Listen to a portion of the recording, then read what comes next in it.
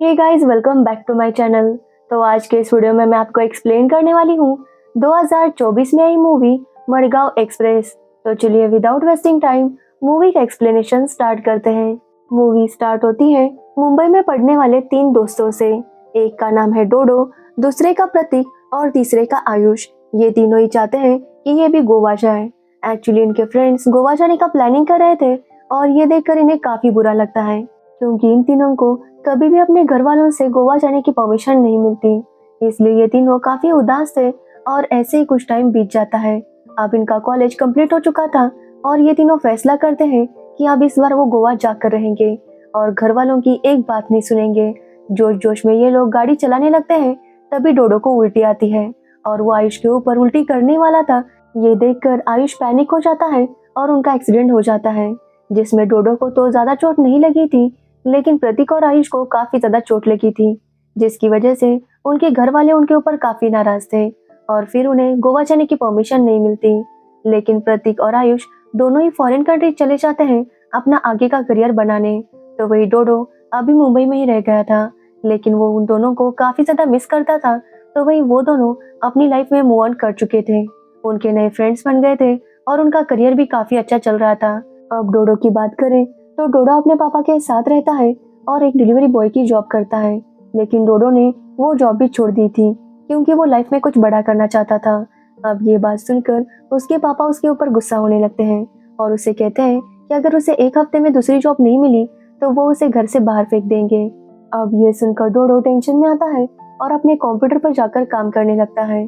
यहाँ पर हमें पता चलता है कि डोडो रियल में बहुत ज्यादा गरीब है, लेकिन सोशल मीडिया पर उसने अपने अलग ही दुनिया बनाकर रखी थी। एक्चुअली प्रतीक और आयुष दोनों ही काफी रिच हो चुके थे, इसलिए डोडो उन्हें भी दिखाना चाहता था कि वो भी काफी रिच है। इसलिए वो अपने फोटोज फोटोशॉप करा के सोशल मीडिया पर अपलोड करता था, ताकि सबको ऐसे ही लगे कि डोडो भी काफी ज्यादा रिच है। आज जब डोडो अपने फोटोज एडिट कर रहा था, तभी उसे प्रतीक का वीडियो कॉल आता है। ये देखकर डोडो काफी डर गया था और वो अपना कैमरा ही ऑफ कर देता है, ताकि प्रतीक को पता ना चले कि डोडो अभी भी अपने पुराने घर में ही रहता है। तभी उनके कॉल पर आयुष भी ज्वाइन होता है और वो दोनों डोडो को बताते हैं कि वो मुंबई आने वाले हैं। अब ये सुनकर डोडो काफी ज्यादा खुश था। वो प्रतीक और आयुष से कहता है कि वो दोनों जल्दी से मुंबई आ जाएं, लेकिन वो दोनों कहते हैं कि जब वो आएंगे तो वो डोडो के पेंट हाउस में रुकेंगे। एक्चुअली डोडो ने झूठ बोला था कि उसका एक बहुत बड़ा पेंट हाउस है। अब ये सुनकर डोडो टेंशन में आ जाता है और उन दोनों से कहता है कि वो लोग अपने कॉलेज का सपना पूरा करेंगे। वो तीनों गोवा जाएंगे और वहां पर काफी एंजॉय करेंगे। अब उन दोनों को भी ये आइडिया अच्छा लगता है और वो मुंबई आ जाते हैं। एक्चुअली डोडो जैसा वो कॉलेज में था वैसा ही अभी भी था, तो वही ये दोनों काफी ज्यादा चेंज हो चुके थे। जिसके बाद डोडो वहां पर टैक्सी बुलाता है। ये देखकर प्रतीक और आयुष काफी शॉक थे, क्योंकि डोडो ने उनसे कहा था कि उसके पास बहुत बड़ी बड़ी कार्स हैं, जबकि डोडो वहां पर टैक्सी लेकर आया था। तो डोडो कहता है कि वो अपनी कॉलेज की यादों को ताज़ा करना चाहता है, इसलिए उसने टैक्सी बुलाई थी। जिसके बाद ये लोग एयरपोर्ट पर जाने लगते हैं, लेकिन डोडो कहता है कि वो प्लेन से नहीं बल्कि ट्रेन से जाएंगे। अब ये बात सुनकर प्रतीक काफी गुस्सा होता है, क्योंकि उसे ट्रेन इतनी हाइजीनिक नहीं लगती थी। साथ ही अगर उसकी माँ को पता चला कि वो ट्रेन से ट्रैवल करने वाला है तो पता नहीं वो किस तरह से रिएक्ट करेगी। एक्चुअली प्रतीक काफी ज्यादा नाजुक था, उसे हमेशा मेडिसिन की जरूरत पड़ती थी, क्योंकि शायद उसकी इम्यूनिटी वीक थी। लेकिन डोडो उन दोनों को समझाने लगता है कि ट्रेन से जाने में कितना मजा आता है। डोडो उन्हें अपनी बातों से इमोशनल ब्लैकमेल करता है, जिसके बाद वो दोनों मान जाते हैं। जिसके बाद प्रतीक अपनी माँ को कॉल करने के बहाने से साइड में जाता है और किसी को मैसेज करता है। यहाँ पर हमें पता चलता है कि प्रतीक के पास दो मोबाइल थे। जिसके बाद प्रतीक अपना एक मोबाइल अपने बैग में रखता है और दूसरे मोबाइल से अपनी माँ से बात करने लगता है। तभी हम देखते हैं कि वहाँ पर एक गणपत नाम का आदमी आया था, जिसके पास भी वैसा ही बैग था, और प्रतीक गलती से उसका बैग उठाकर लेकर आता है। जिसके बाद ये तीनों ट्रेन में बैठ जाते हैं और इनका सफर शुरू हो जाता है, जिसके लिए डोडो काफी ज्यादा एक्साइटेड था। तो वहीं ये दोनों काफी उदास थे, क्योंकि इन्हें ट्रेन में काफी अनकंफर्टेबल फील हो रहा था। तभी प्रतीक को याद आता है कि उसे अपनी मेडिसिन खाने हैं, इसलिए वो जब बैग ओपन करता है तो बैग में देखकर वो काफी ज्यादा शॉक था, क्योंकि उस बैग में बहुत सारे ड्रग्स थे, कुछ पैसे और गन्स थे। ये देखकर ये तीनों ही काफी शॉक थे। तो वही डोडो काफी खुश था, क्योंकि उस बैग में काफी सारे पैसे थे। डोडो कहता है कि वो तो बहुत पैसे वाला है, लेकिन ये पैसे भी वो लोग रख लेंगे ताकि चैरिटी कर सके। लेकिन प्रतीक और आयुष दोनों ही इसके लिए मना करते हैं तो डोडो उनकी बात मान लेता है। डोडो कहता है कि जब भी कोई टनल आएगा डोडो जाकर उस बैग को फेंक देगा। जिसके बाद एक टनल आने वाला था, इसलिए डोडो बैग फेंक कर आता है। अब ये तीनों थोड़े से रिलैक्स थे क्योंकि बैग तो चला गया था। जिसके बाद ये तीनों गोवा पहुंच चुके थे और डोडो बहुत ज्यादा खुश था। आयुष उससे पूछता है कि वो लोग कौन से होटल में रुकेंगे, क्योंकि डोडो ने उनसे कहा था कि वो होटल बुकिंग कर चुका है, लेकिन डोडो ने ऐसा कुछ भी नहीं किया था। इसलिए डोडो उनसे झूठ बोलता है कि बुकिंग कैंसिल हो गई। जिसके बाद वो लोग एक कैफे में बैठकर बियर पीने लगते हैं, लेकिन डोडो को मजा नहीं आ रहा था क्योंकि डोडो ने मूवीज में देखा था कि जब भी कोई गोवा आता है तो वो काफी ज्यादा एंजॉय करता है, लेकिन वहाँ पर उन्हें ऐसा कुछ भी फील नहीं हो रहा था। इसलिए डोडो जाकर उस कैफे वाले से पूछने लगता है कि उन्हें मजा कैसे आएगा। तभी वहाँ पर एक आदमी खड़ा था जो डोडो को कुछ ड्रग्स देता है और उसे कहता है कि इसे खाते ही उन्हें मजा आएगा। जिसके बाद डोडो एक गोली खा लेता है और बाकी की 2 गोलियां आयुष और प्रतीक को खिलाता है। जिसके बाद ये तीनों नशे में पूरी तरह से डूब गए थे और काफी ज्यादा एंजॉय करते हैं, काफी ड्रिंक करते हैं और प्रतीक तो अपने हाथ पर टैटू भी निकालता है। अगले दिन जब आयुष को होश आता है तो वो 2 लड़कियों के साथ बेड पर था। वहीं पर उसके साथ डोडो भी था और प्रतीक भी सो रहा था। ये देखकर आयुष काफी अपसेट हो जाता है क्योंकि उसे लग रहा था कि शायद वो रात में किसी लड़की के साथ इंटीमेट हुआ था। तो वही प्रतीक को कुछ भी याद नहीं आ रहा था। तभी डोडो उसे बताता है कि रात में उन दोनों लड़कियों के साथ वो इंटीमेट हुआ था। यहाँ पर हमें पता चलता है कि आयुष एक निशा नाम की लड़की से प्यार करता है। वो अभी तक उसे नहीं मिला और निशा से चैटिंग करते हुए ही आयुष को निशा से प्यार हो गया था। इसलिए इस ट्रिप के बाद वो जाकर निशा को प्रपोज करने वाला था। अब ये बात सुनकर प्रतीक काफी खुश था क्योंकि आयुष को अपना प्यार मिल गया था। तभी उन दोनों को पता चलता है कि डोडो ने कल बैग फेंकने से पहले बैग में से पैसे और होटल की कीज निकाल दी थी। यहाँ पर उन्हें पता चलता है कि जिस होटल रूम में वो रुके थे वो उसी आदमी का रूम था जिनसे उसका बैग एक्सचेंज हो गया था।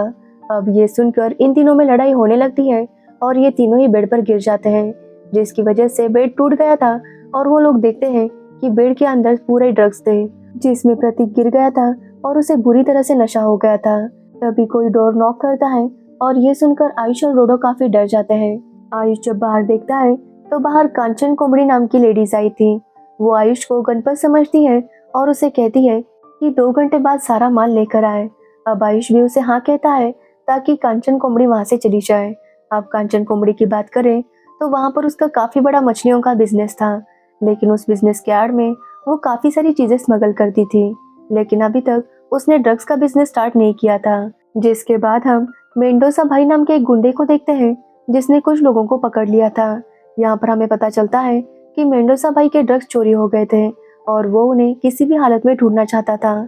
जिसके बाद हम पुलिस ऑफिसर को देखते हैं जिससे मेंडोसा भाई के बारे में बहुत कुछ पता चलता है कि किस तरह से वो काफी सारी चीजें स्मगल करता है और ड्रग्स का भी बिजनेस करता है।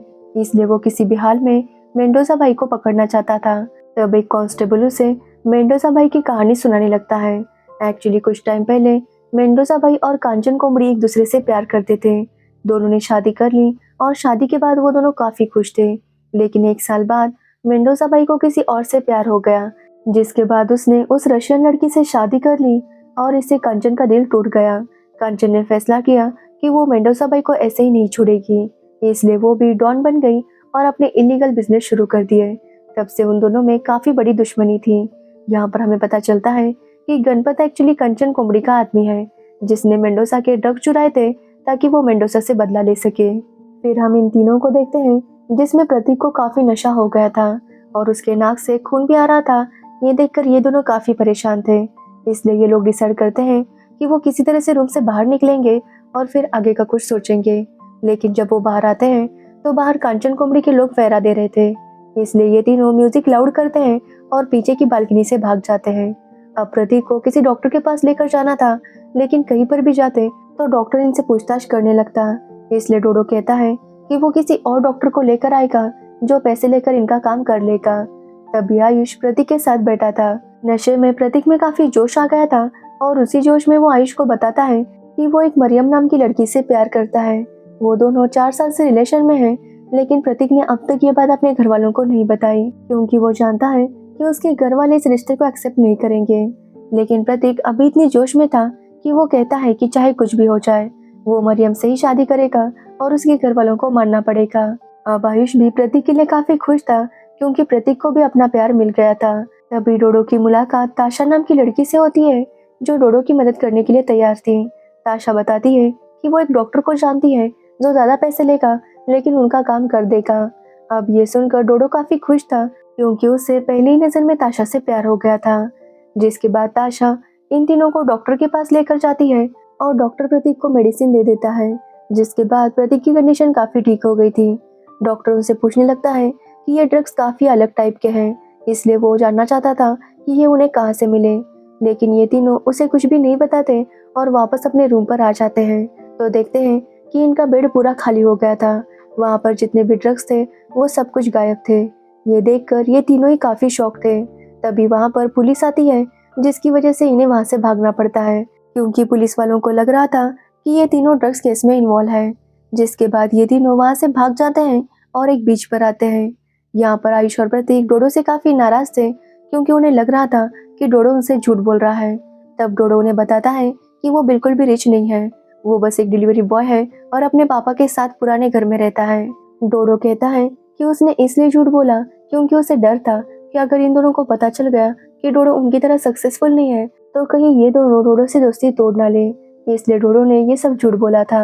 अब ये सुनकर प्रतीक उसे समझाता है कि दोस्ती के बीच में ये सब नहीं आता और फिर से इन दोनों की अच्छी दोस्ती हो जाती है। अब ये तीनों फैसला करते हैं कि वो किसी तरह से गोवा छोड़कर यहाँ से निकल जाएंगे। जिसके बाद डोडो एक कार लेकर आता है और ये तीनों वहाँ से निकलने लगते हैं। लेकिन बाहर जाने का इनके पास कोई ऑप्शन नहीं था क्योंकि जगह जगह पुलिस की चेकिंग हो रही थी और इन तीनों के पोस्टर्स हर जगह लग गए थे कि ये तीनों ड्रग्स केस में इन्वॉल्व है। अब ये बात देखकर ये तीनों ही परेशान हो जाते हैं। तभी डोडो को ताशा का कॉल आता है। एक्चुअली ताशा को भी पार्टी में वही ड्रग्स चाहिए था लेकिन डोडो उसे कहता है कि वो काफी मुश्किल में है। तब ताशा उसे कहती है कि वो उनकी हेल्प कर सकती है। जिसके बाद ताशा उन्हें अपने घर बुलाती है।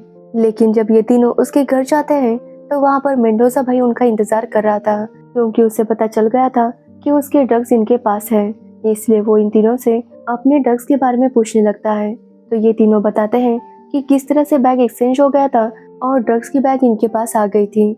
लेकिन जब वो रूम में गए तो उस बेड में भी बहुत सारे ड्रग्स थे, पर जब ये तीनों रूम से बाहर गए थे तो किसी ने उस ड्रग्स को चोरी कर लिया।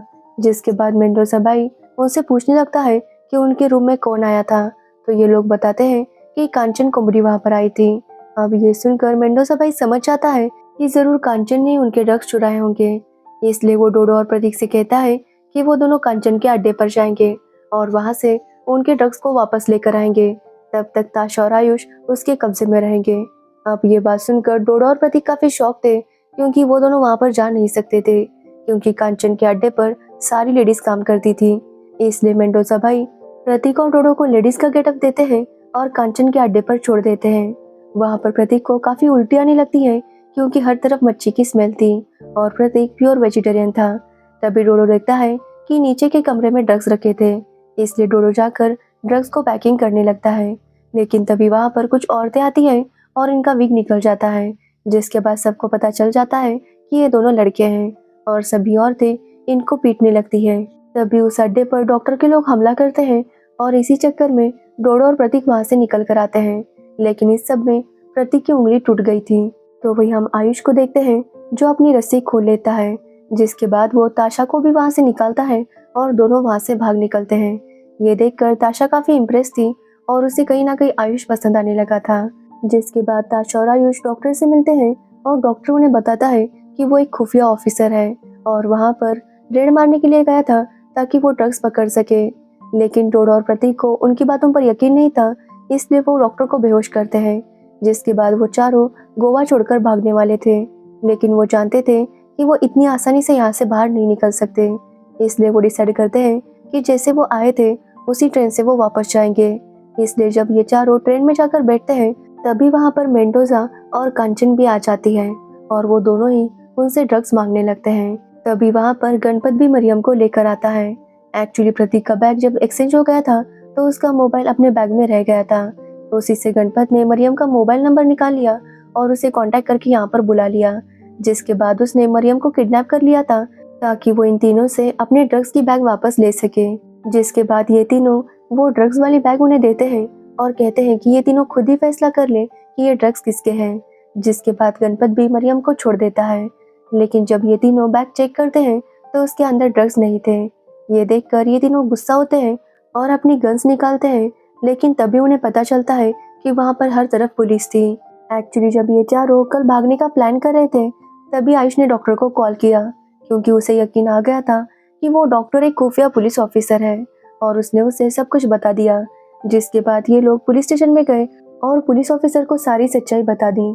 जिसके बाद उन्होंने एक प्लान बनाया ताकि वो इन तीनों को पकड़ सके, और इस तरह से उनका प्लान कामयाब हो गया था। अब पुलिस वाले इन तीनों को अरेस्ट कर लेते हैं। जिसके बाद ये लोग वापस मुंबई आ जाते हैं। ताशा इनके साथ नहीं आती, क्योंकि उसे पता चल गया था कि आयुष किसी निशा नाम की लड़की से प्यार करता है, इसलिए ताशा का दिल टूट गया था और वो मुंबई नहीं आती। तो वही प्रतीक काफ़ी खुश था, क्योंकि अब वो मरियम के साथ शादी करने वाला था, इसलिए वो मरियम के साथ आगे की ट्रिप पर निकलता है। तो वही आयुष भी काफ़ी ज़्यादा खुश था, क्योंकि अब वो निशा को प्रपोज करने वाला था। लेकिन डोडो उसे कहता है कि वो निशा को भूल जाए, क्योंकि निशा कोई और नहीं बल्कि डोडो ही था। डोडो कहता है कि उसने निशा के नाम से फेक अकाउंट बनाया था और वही आयुष के साथ चैटिंग किया करता था। अब इस बात से आयुष काफ़ी गुस्सा होता है और गुस्से में वहाँ से चला जाता है, जिससे डोडो काफ़ी ज़्यादा उदास था। तो वही प्रतीक अपनी माँ को मरियम से मिलवाता है और उन्हें बता देता है कि वो उससे शादी करना चाहता है। जिसके बाद हम डोडो को देखते हैं, जो अभी भी काफ़ी उदास था, लेकिन तभी उसे पता चलता है कि उसे 10 करोड़ की लॉटरी लगी है। और ये सुनकर डोडो और उसके पापा दोनों ही काफ़ी खुश थे। जिसके बाद डोडो आयुष से मिलने जाता है और आयुष उसे देखकर काफ़ी ज़्यादा शॉक था, क्योंकि पता नहीं इस बार डोडो उन्हें कौन सी नई मुसीबत में डालेगा। और इसी के साथ ये मूवी एंड हो जाती है। तो ये थी मड़गांव एक्सप्रेस मूवी की स्टोरी। अगर आपको इस मूवी की स्टोरी और मेरा एक्सप्लेनेशन पसंद आया हो तो वीडियो को लाइक कमेंट शेयर ज़रूर करना, और मेरे चैनल को सब्सक्राइब करना बिल्कुल मत भूलना। Thanks for watching video.